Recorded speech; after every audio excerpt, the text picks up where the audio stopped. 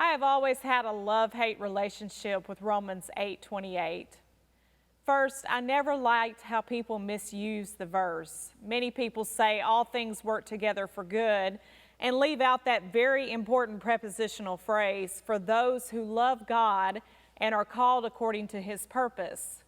They want things to always work together for the good for the plans they have made for themselves. Some of them leave God totally out of the equation and just use this verse as a clever cliche.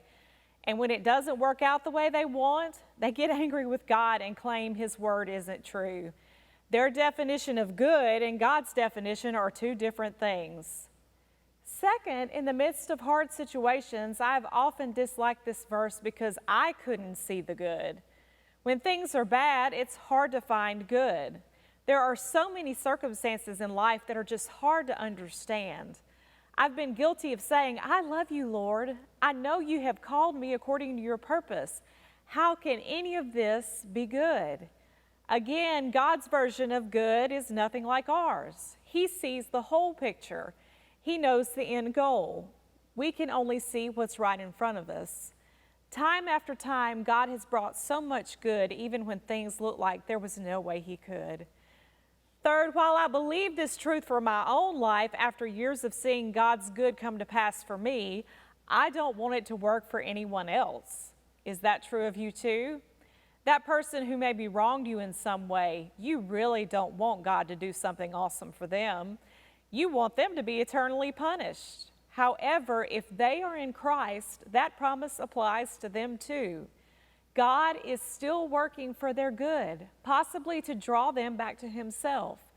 We have no idea what he could be up to for them. You are not in charge of how God works for the good of others. God's ways are higher than our ways, and his thoughts are higher than our thoughts. A commentator helped me to see what this verse does not mean. Not all that happens to us is good. Not every experience has a good side to it. We may not see the good in our lifetime. Not all things work out for the good the way we want. What it does mean is this: we are dealing with a good God. We are dealing with the ultimate good rather than the immediate good. And as we have mentioned, good is what is good from God's perspective. There's a song that came out several years ago that's called Hard Love. I really like the song, but I had to really think about what hard love means in terms of Jesus and his love for us. I think one of the lyrics probably explains it best. You can't change without a fallout. I know in my own experience, it takes a major fallout in order for me to make big changes in my life. And it hurts, and it's hard. There are many sleepless nights and tears, and it takes hard work to get to the place God is trying to get me to.